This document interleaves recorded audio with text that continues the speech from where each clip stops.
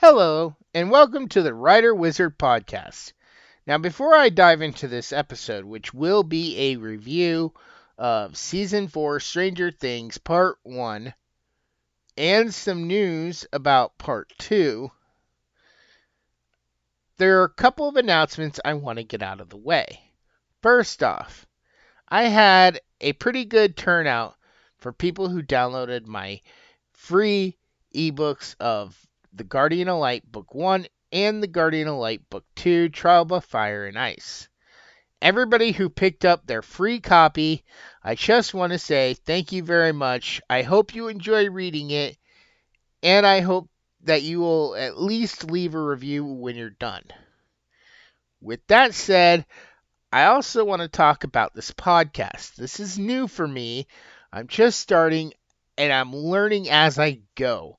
I'm not entirely sure everything that will be covered in this podcast, but there will be a wide variety of topics. This is basically going to be anything that's not writing advice, anything that's not advertising advice, anything that's not a D&D movie review or D&D news, which D&D news is basically going to be news for the channel, and anything that's not a live stream. So, or a ranking list. This also will not be my ranking list. But any other topic will exist within this podcast.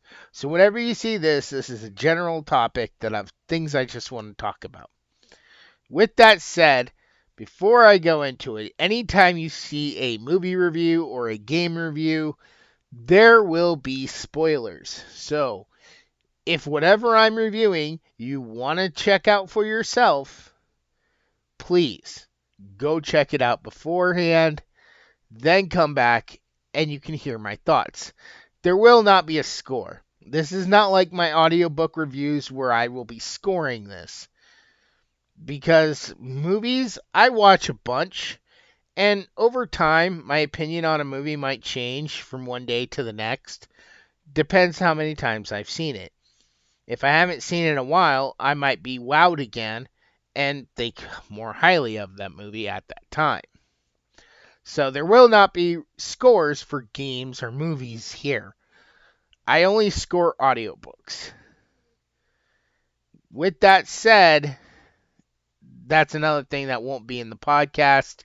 It will only be available as the videos that you've currently seen on my channel, and they will have their own section for audiobook reviews. Because that I try to do with and for other self-published authors such as myself. But pretty much everything else is free game for here. Things I like, things I want to talk with you about, and that's what this podcast will go basically over and cover. So, Stranger Things Season 4 came out last Friday, or I guess, what was it, May 27th or 26th? I'm not looking at a calendar right now. But in May of 2022. And we're not getting the part 2 until July 1st of May 2022. So, Season 4 came out. It was 7 episodes long. I watched the basically sneak peek after Season 3 came out where we got confirmation Hopper was alive. I also watched the trailers, and I also watched the first 8 minutes. I was super pumped for Season 4, and it was such a long wait. And honestly, I have to say that this season really paid off, you know. We got a lot of good stuff in it. Back, if you check out episode 1, I said, what did I want to see in this? And pretty much everything in there, I got. We got more Susie right out the gate. We witnessed 11 getting her powers back. There was just so much. And I'm going to go through now basically the story, and I'm going to tell you the things I liked and the things I didn't like. Now, I have watched this season one or season part one twice. I watched it, I binge watched those 7 episodes like at 1 o'clock in the morning as soon as they hit, and I was up till 9 and went to bed, got up, went to work, came home, took a nap, spent the next 2 days rewatching it. Watched a little bit here, watched a little bit there. Finally finished it up again last night, and I was like, okay, now I'm ready to do my review of part one. And luckily I did, because there's been some news about part one and part two that I really want to bring up in this video at the end. So let's go ahead and get started then. So I'm going to say Hawkins in California. So in Hawkins, we're reintroduced to all the familiar characters. I don't mind what they did with most of the characters, except Max. Max was the only character that I was a little disappointed with. Not that I was disappointed with the actress, but more I was disappointed with the writers. Because she was so happy. And I understand that in the 6 months between the end of season 3 and the beginning of season 4, stuff has happened. But we barely saw her parents in the previous season. Actually, I don't even think we saw her parents at all in the previous season. We had a glimpse of her parents in season 2, and that was a minuscule glimpse when Billy's father tells Billy to go out and find her. Other than that, we didn't see them at all. And so the part I didn't like is the fact that her and I always space on this kid's name. Her boyfriend. I know, this is pretty sad.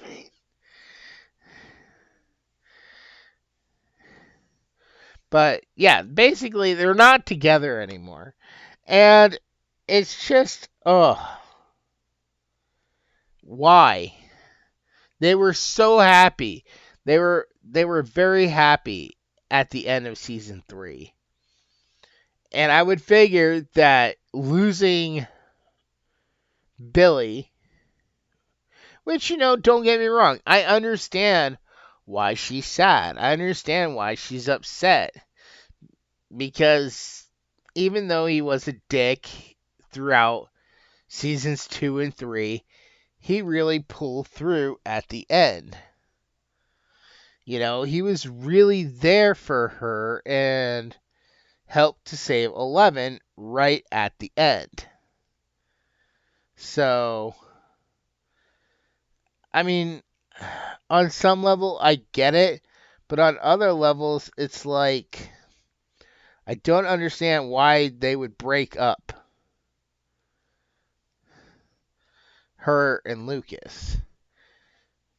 Because I figured she would want something to keep her happy, something to keep her distracted.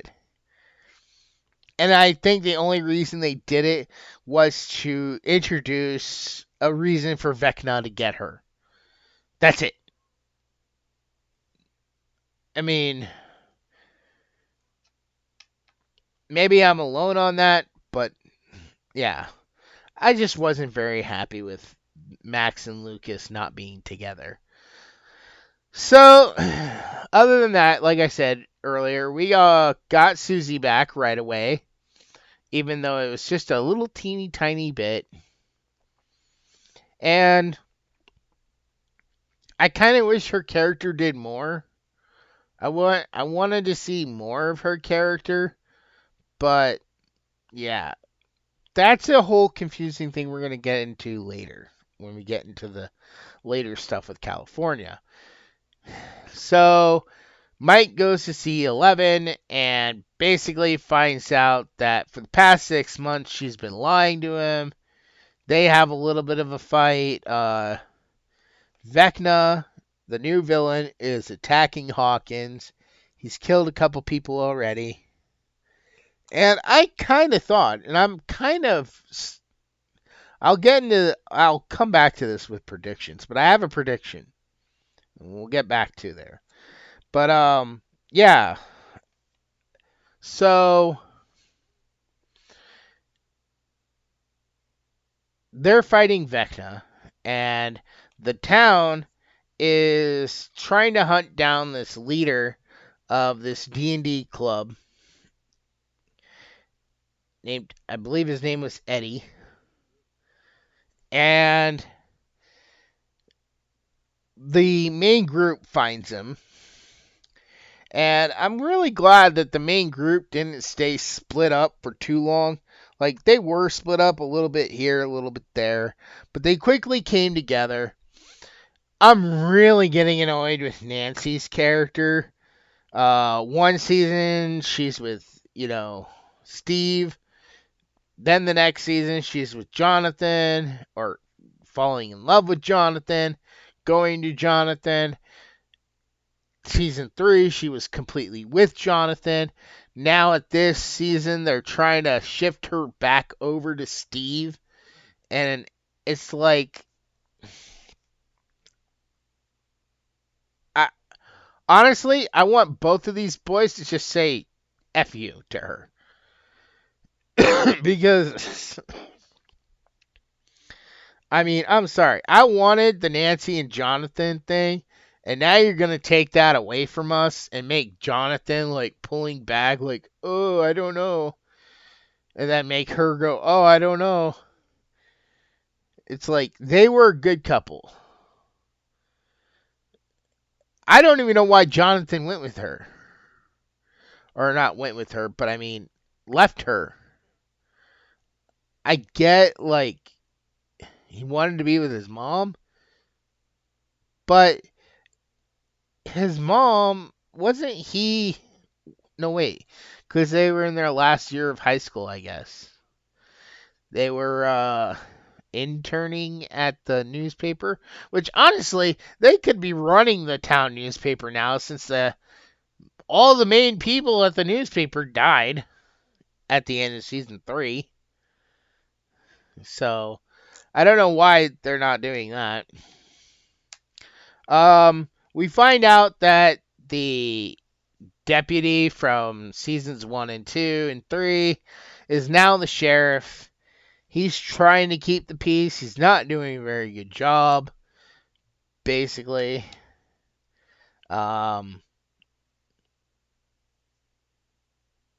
Yeah, so they end up finding out more information so they can save Max from being targeted by Vecna, and then they have to try to go hunt Vecna down.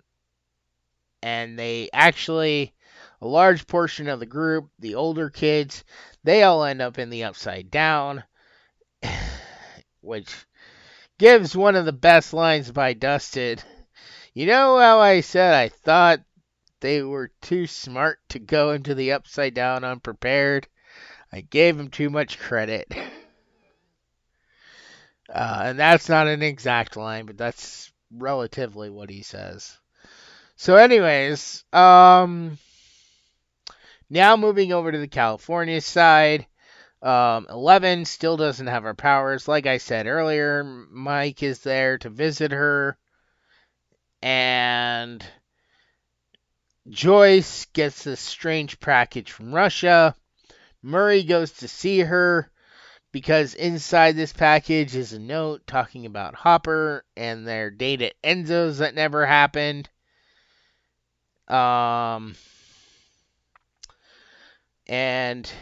then she finds out she needs like $40,000, and she's got to take it to Alaska in a day so she can go save Hopper. And when I start talking about that section of the series, I'll say Russia. Now we're in Russia. So she goes off to go do that. Um, Shortly, like right after she leaves, leaving Jonathan in charge, um, 11 gets into a big fight with this girl at this roller skating rink and clocks the girl right in the face with a roller skate, which I understand is a crime, but I mean, it's not like they stuck around and the cops came. And how does this girl know where she lives? I mean, what did the parents get involved and say something and say, hey, not like there's a whole, bunch of people at the roller rink that could have said, yeah, that your daughter was instigating it. They publicly shamed this girl in the middle of the roller rink. Nowadays, I mean, if something like that happened, you'd have so many people on the sidelines waiting to put their 2 cents in. Like, oh yeah, I saw that girl clock her after she publicly humiliated that girl who did clock her. I'd have clocked her too. You would have had so many people stepping up to say something along that line. So I feel that the bully got what she deserved, but I don't know. So suddenly the police come to arrest 11, and that puts 11 in the clutches of the Doctor from season 2 and 3, which we'll get to him in a little bit.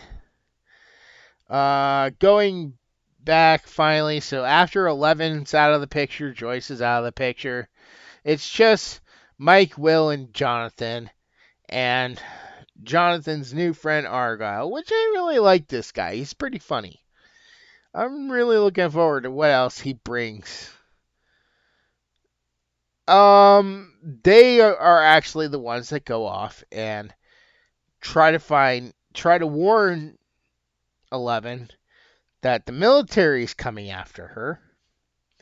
So they have these coordinates and they go to see Susie to get her to help with the coordinates. And her house was just complete and utter chaos. Like that, I don't know if those are all her brothers and sisters, but her house is complete 100% chaos. And I don't know where her mother is.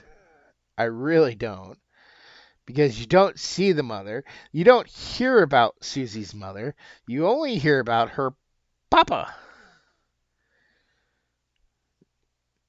They really like the word papa or father. But we do get a glimpse at one of definitely Susie's relatives, and I'm guessing it's her sister, who looks exactly like Ali Sheedy's character, Allison Reynolds, from The Breakfast Club. Like, I swear, it's almost like they took Ali Sheedy from the 80s, time traveled her to now, shot that scene with her now, and then sent her back to the 80s. Because this girl was spot on Allison from The Breakfast Club. I know it's not actually Alice Sheedy, but this is how close that girl looked. She had the same eyes, the same outfit, the same hairstyle, which, ooh, really hot. And I can see why Jonathan's friend Argyle was totally in love with her. Because if I had been him, I'd have been in love with her too. Because dang, she looked good. But anyways, moving on to what's next? 11? Yeah, we're up to 11. So 11 was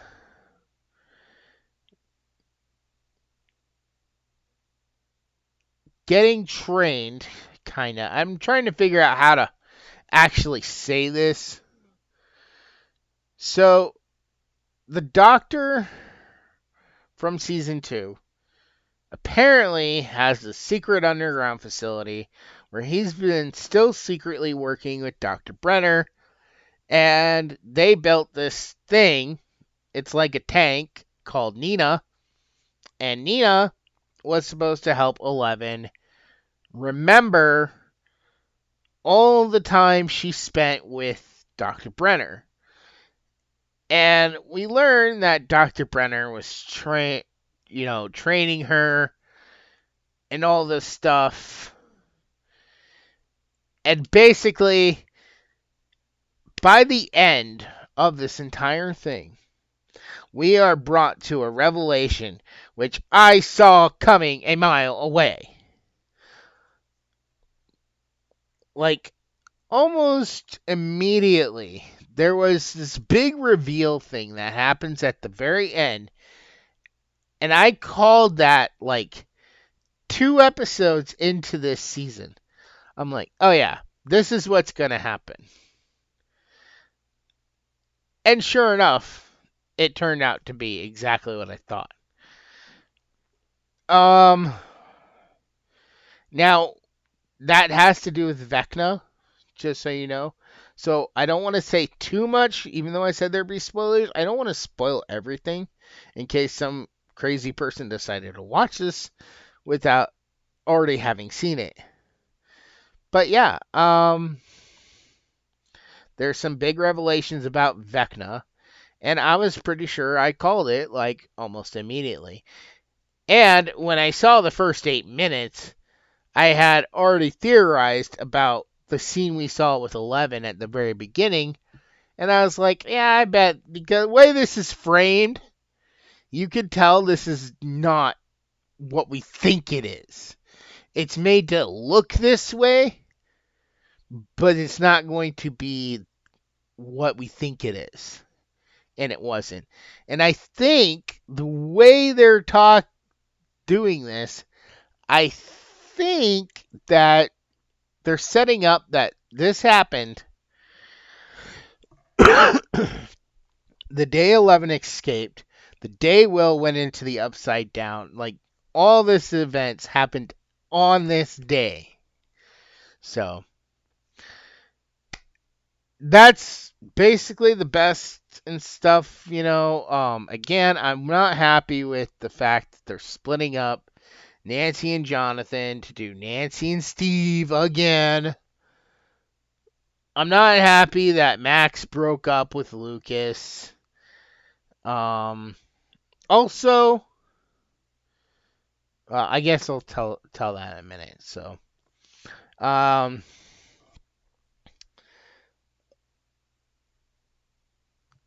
would have liked to see more Susie. I'm not sure. I don't think we'll get any more of her sister. And by the way, when I said her sister looked good, I didn't mean like looks good, like, in a weird way. I just meant look good, like if we're exactly looking like an 80s character from an 80s movie. Like a perfect cosplay. She was like perfectly cosplaying, if that makes sense. But yeah, I mean, that outfit looked spot on perfect. And I grew up with the Breakfast Club. Honestly, when I was a teenager, I had a crush on Ali Sheedy's character from Breakfast Club, so I didn't really care for Molly Ringwald's character. I don't know, I've just never cared for Molly Ringwald as an actress. I'm sure she's done good stuff, but I mean, she's just never been eh. I also was a big fan of the Short Circuit movies, which had Ali Sheedy in the first movie. So I guess you could say I've always been a fan of Ali Sheedy's. So this girl, like I said, looked perfectly like her. So all right, moving into predictions for season 4, part 2. One thing is that Will has been carrying around this painting or poster that he's been working on. And I get this strong feeling like it's going to be somewhat massively important in the final act. Because we haven't actually seen it. Not even a glimpse. He's just been working on it or carrying it around, and he carries it like everywhere. So I really feel like it's going to be majorly important. Um Also, we've seen lots of shots of the Upside Down. And there was a trailer for season 4 part 2. But the container we saw in there was too small. So my question is, because they keep saying that Vecna could be an agent or general of the Mind Flayer, where is the Mind Flayer?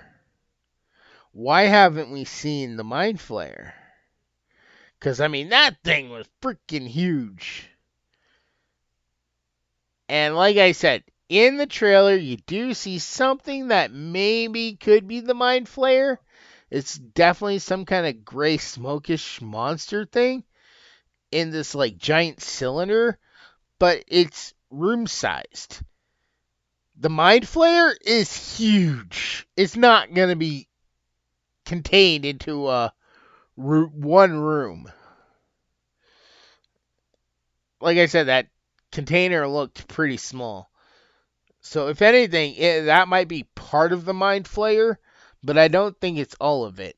Which begs the question, where is the Mind Flayer? And is the Mind Flayer really the biggest threat? Or is there something bigger above that? This is where I wish I knew more of the D&D lore and backstory in these characters, because I would want to know. It definitely seems like they're very heavy on following these D&D stories, these D&D creatures and characters. So what is bigger than the Mind Flayer? Or is this it? Have we gotten everything? So, I mean, I don't know. Kind of wanted to see a Beholder, or what I was really hoping for. Since I'm such a huge fan of Ready Player One, I want to see us get some kind of a Sararak. But yeah, season 4 will be coming out on July 1st, and here's what's pretty shocking is that it's only going to be 2 episodes. I heard that and I practically flipped my lid. I was like, are you kidding? 2 episodes? 2. But then I found out a little bit more. Number 1, from what I've heard, episode 8 will be an hour and a half. Episode 9 will be 2 hours long. So basically, instead of just splitting up the episodes into an even number amount, they decided we're going to show the first 7 episodes, make them wait a little over a month, then give them 2 movies. Because that's how long both of those episodes are going to be. They're going to be like movie length, so. And we still have a season 5 to go. And we need a new big bad. We're going to need a new monster. I mean, we're going to definitely need to take on the Mind Flayer, even though we've kind of already done that. So we need another big bad. If they defeat Vecna. If they defeat Vecna, then we need something else. And that's where I'm hoping we get a Sararak. But I don't know if Sararak has anything to do with Mind Flayers or Demogorgons or Vecna, because I don't know about that much about the D&D lore. I've always wanted to play D&D, I just never could find a good group to play with. I did used to play Rifts when I lived back in Florida, which is very similar. I was sort of banned from my group, though, because I was good. I was a decent player. I came up with really good ideas and really good thoughts. I was real good at being able to play, you know, thinking as the character, not thinking as myself, even though it got me into trouble sometimes. I had a werewolf character that lasted all of like 2 hours because I made a werewolf character that was supposed to be cocky and stuff, and he got into a fight with a minotaur because I didn't fully understand lycanthrope lore at the time, and I didn't think that a minotaur, I was much younger, I didn't think that a minotaur was a magical creature. I thought it was just a creature, not necessarily magical. And the minotaur punched my werewolf in the face, and the guy who did it rolled a d20. So basically, his character put his fist through my face. And then what really got me, like they said, I don't know if we should play with you. You have the worst luck. I was in a tunnel and we were being attacked by this group of things. I forget what they were now, if it was like goblins or something. But there was a lot. And it was going to take us a long time to defeat them if we didn't defeat them right there. And so my character, being a nimble, like fast thief, quick-witted, I'm like, oh, well, hey, here, I got an idea. And I tried to throw a grenade in a tunnel. And I rolled like a 2, so it basically blew me up. And I barely survived that, only to die outside in a lake from that tomb.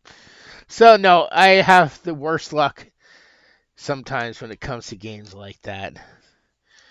But I've definitely wanted to try D&D. So if you know D&D and you know these characters, what do you think the name of the new villain in Season 5 will be?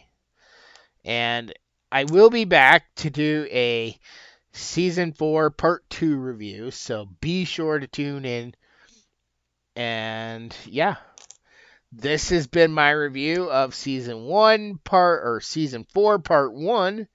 And I'm going to try to make these podcasts a more regular thing. And eventually, once I feel a little more confident with doing these podcasts, I might even try to actually put them out, out on other places besides YouTube. If this channel grows, I want to do like special guests where I do video calls with famous people or somewhat famous people. Some of the ideas I have of people I would love to interview just to sit down and have a conversation with are people you probably would never expect. I'd really would love, like, my top 3 people that I'd want to talk to is Weird Al Yankovic, because I grew up with his music and I love his music. I would love to have a conversation with him. I would love to have a conversation with Tommy Musso. And I would love to have a conversation with Brad Dourif. That would be my top 3 podcast interviews. I'd also like to talk to Johnny Depp. I'd also like to talk to oh god, just Pauly Shore. I'd love to talk to Pauly Shore. I want to talk to the people that, people aren't really talking a lot to or about, that were big or are currently big, that are not considered normal. You know, that's what I would love to do. The weird, the strange people. So, I hope you enjoyed this podcast. I hope you enjoyed season 4 so far. I don't know why they're waiting on the last 2. I mean, they should have stopped it at like, okay, here's first 5, and then we'll give you the last 4. Um, there was sort of a sneak peek of season 2, or see how confusing this is? Part 2 of season 4 in the season 4 part 1 trailer. So, if you have a good eye, you can catch this one scene that was not in season 4 part 1. That was in the season 4 part 1 trailer. So, again, I want to thank you all for watching. I've let this go long enough. I'm not sure how long I'm going to make these podcasts, if they're going to have a set time, if they're going to have a set thing. It's just going to be whatever. Whatever's not already a main type video in this channel will probably end up on the podcast. Definitely movie reviews that I'm not reviewing with Cora for D&D movie time that I really want to talk about, like horror movies I don't think she's ready for, that I want to talk about at their release. Things like that. So, thank you so much for watching, and I will talk to you all next time. Bye.